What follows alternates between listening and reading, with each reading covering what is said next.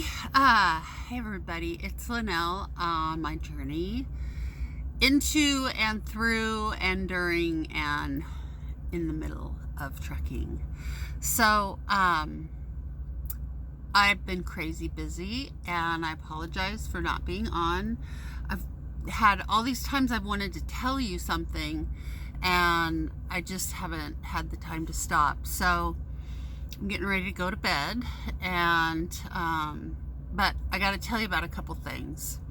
So the first thing, I've had a couple people ask me about schools and picking schools, and also asking about picking the right company or who's the best company to start with. So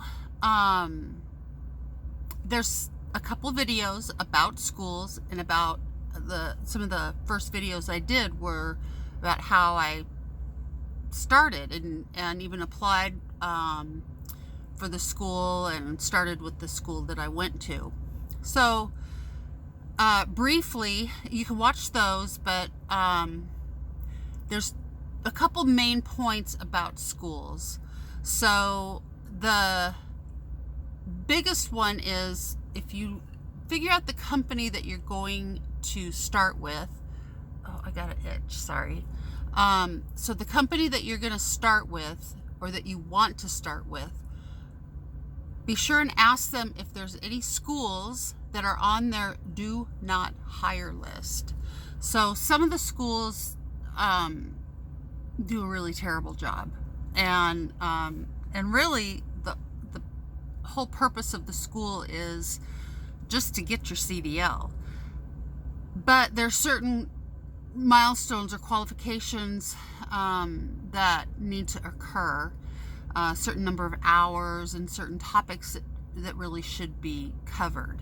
So I go into some of that, I think pretty good in some of the early videos, but I'll try and do an updated one. But that's the first one. Find out if the company you want to go to work for, if they have any schools that are on a do not hire list, or if you're considering a school, ask them if that school is one that they will hire from.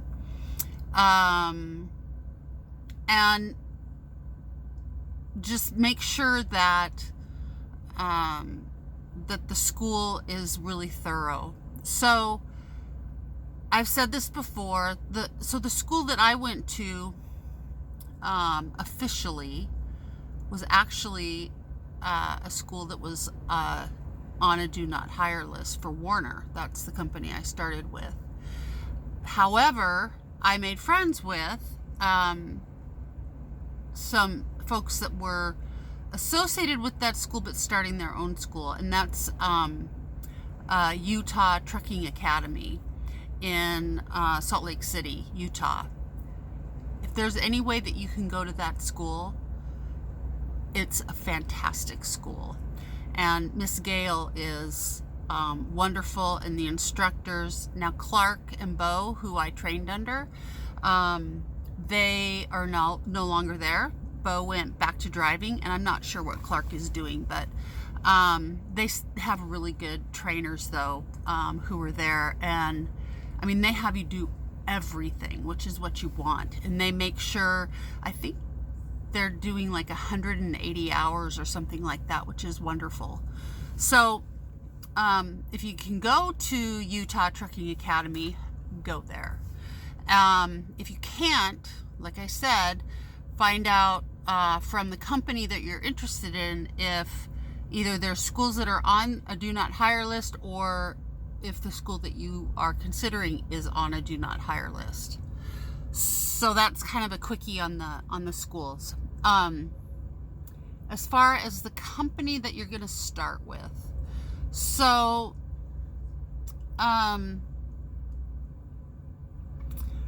Warner. Okay, so Warner is a good company. It's a good starter company. They don't pay great, but they do have a good training program, and that's why I would recommend them. So there's several of the training companies now that I would not go to, and you need to find out from those companies what their training program is. So there's a difference between your school, which is where you get your CDL, and the company you go to work for, and their training program when you're training with the on the trainer's truck. So Warner has a set number of hours, I believe. I'm not sure how they're doing it now, but that's pretty much what they did. Or if you were doing really well and your trainer felt like you were good to go, and they could graduate you off the trainer truck early. If you have any way or any say, I wouldn't get off the trainer truck early. Don't push to get off the trainer truck early. And I've talked about this in some of the other videos, because you only have one time in your entire trucking career to be on a trainer's truck, and you want to take advantage of that opportunity and learn as much as you can from that trainer.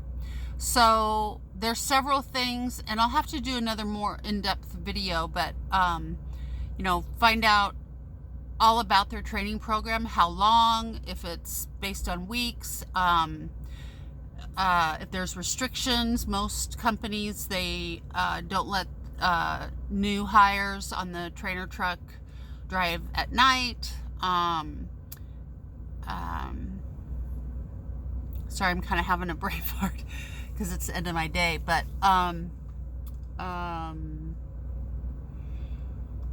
yeah, I'll have to do another video about that. But yeah, it's not the Rona. I just swallowed wrong. But you want to make sure, how long have the trainers been driving? I mean, I don't know if it's still the case, but for a while, Swift, you could be driving for Swift for 3 months and be a trainer. Well, you don't want that. You want to be with somebody who's driven, for either, thousands and thousands of miles, or, many, many, many years. So you don't want that. So that's kind of a quickie answer to some of the questions that I've had. So here's what I kind of wanted to, happy Halloween. So I got my chains on. Can you see my little skulls? See the skulls up there? I've been working on decorating my truck. So, and I'm so happy to be back in my truck. So, all right. Something else I have talked about before, and I'm a big proponent of, is if a company asks for volunteers, raise your hand and volunteer. And I did that, and I've done that a bunch with the Hub group. And every time I have, nothing's materialized from it. So I'd be, volunteer to, they were looking for people who had hazmat and tanker. I said, I do, take me. And then I never heard anything. And then they asked for people to go to Virginia, and I got a good friend of mine from when I worked for AT&T Wireless who lives in Virginia, and I was like, yeah, pick me, and then I never heard anything. And so it was going like that, and then they asked for volunteers to go to California, and I was like, yeah, okay, pick me, whatever. And then they did, and so there's several of us that went to California, and it was a disaster. It was awful. So, and it had nothing really to do with the 55 mile an hour speed limit. A lot of things, and that's probably another video, but because I've told my son this too, that's just the way it is. So get over it. It's 55. And anyway, so it was a disaster on several levels. So one, I was promised that I would make my regular pay like I make in Texas, plus it was originally supposed to be $200 a day, plus $25 per diem for meals. And then they called and said, oh yeah, it's just $100 a day. And I'm like, $100 a day? I said, that's not cool. And I took a picture of my tablet with the message and I sent it to that person. So then they called and said, oh, good news. It's $175 a day plus $25 per diem. Plus what you normally make at home. I was like, okay, I'll do it. So then we get flown out there. We were supposed to get travel day pay. We didn't get that. Come to find out, the drivers from Memphis were getting $280 a day. So that kind of chapped my hide. And then, and they were getting paid $280 a day, 7 days a week, and they only worked 5 days a week. We, the Mesquite team, we were getting the $175 a day for 5 days a week, and we were working 6 days a week. So, and then it turned out that they were basing my pay off of what I do in Texas, which doesn't work because in Texas I drive between 500 and 600 miles a day. Well, in California, that's what I was doing a week.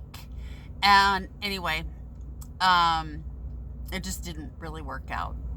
And so then on top of it, the second day there, I was sideswiped by another trucker.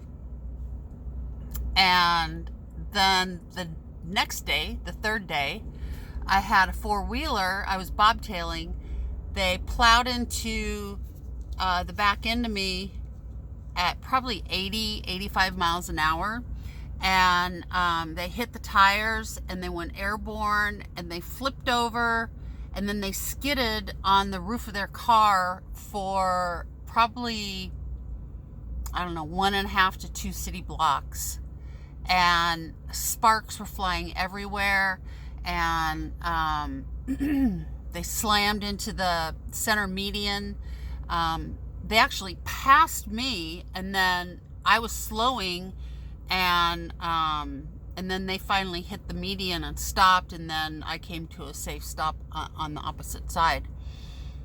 But the accident was so bad that I was sure that they were either dead or they were going to die, because it was just horrific. And so they closed down the freeway, and then the state patrol came up to my window, and the first thing I asked him was, are they still alive?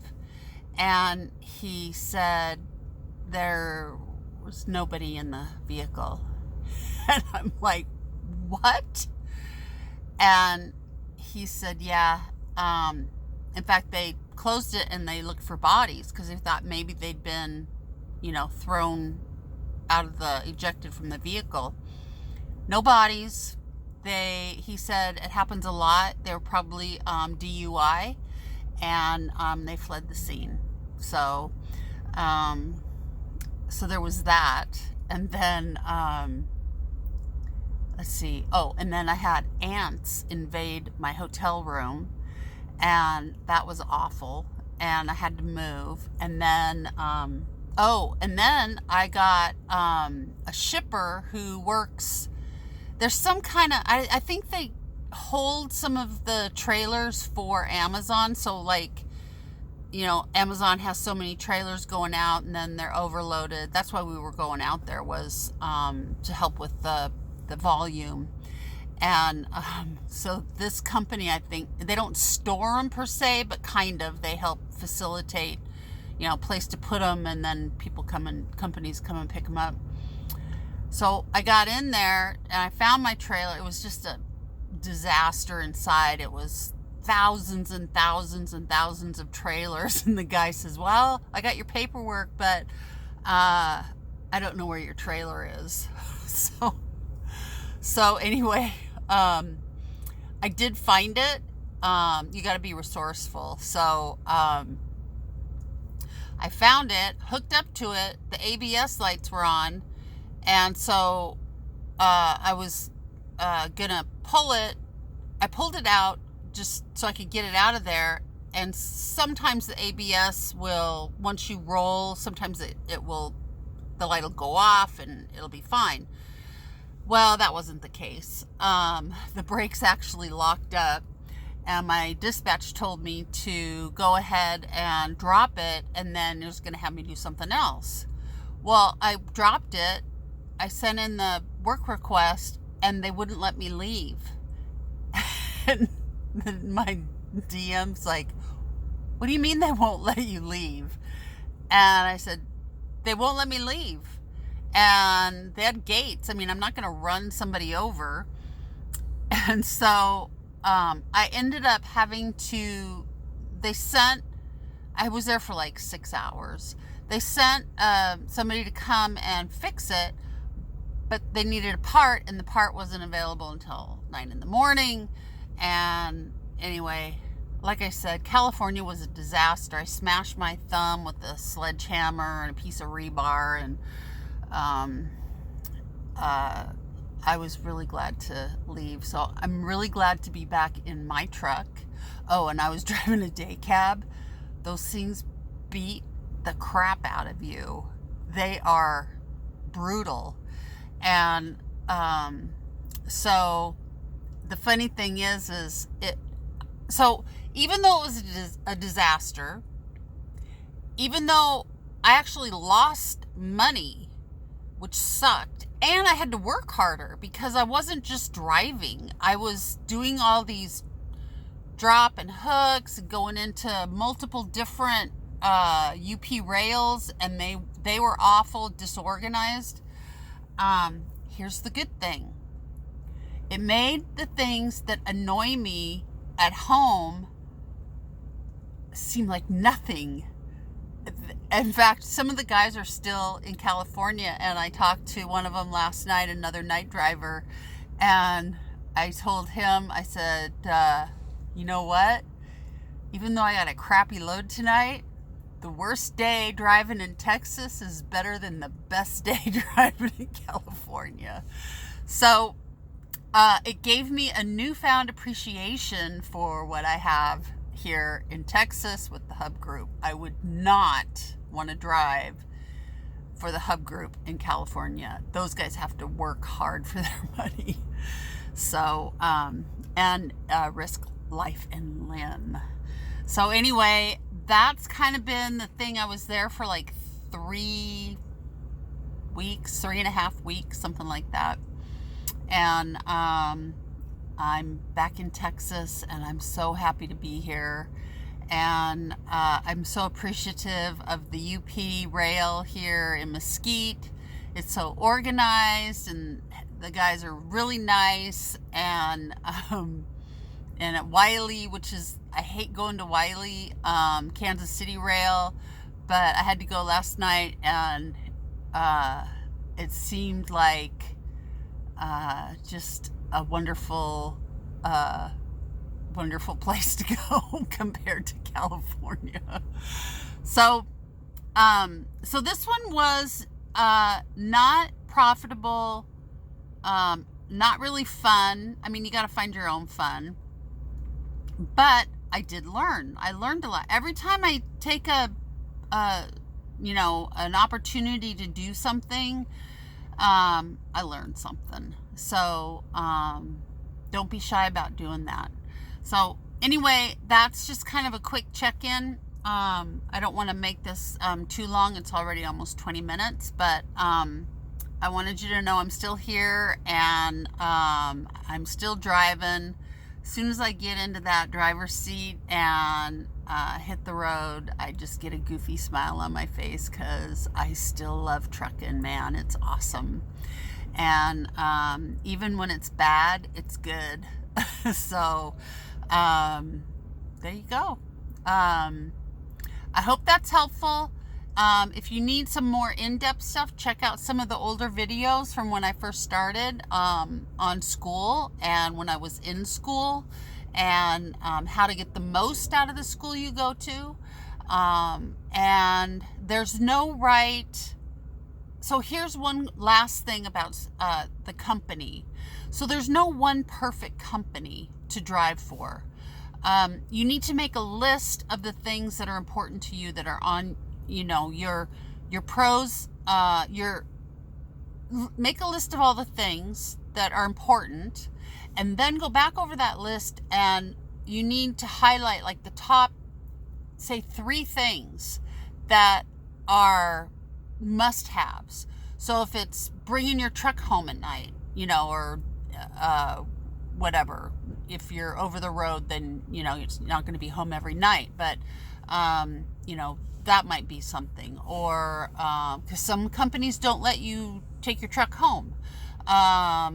If it's you want to team with somebody, or you don't want to team with somebody, or you want to be regional and not 48 states, or whatever those things are, you want to prioritize those. And then, so say you have a top 10 list, get that down to 3 must-haves, and then,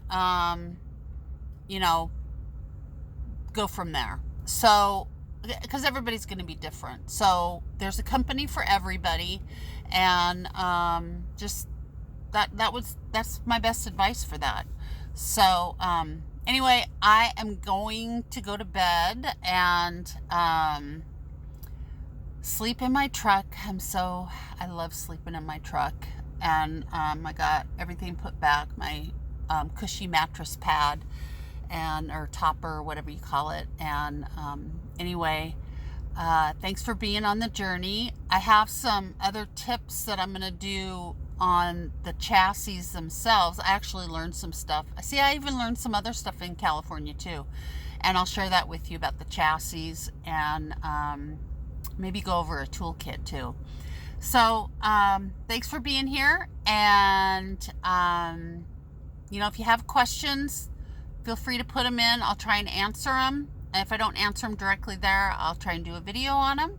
And I just really appreciate you being here on the journey with me. All right. Thanks. Bye.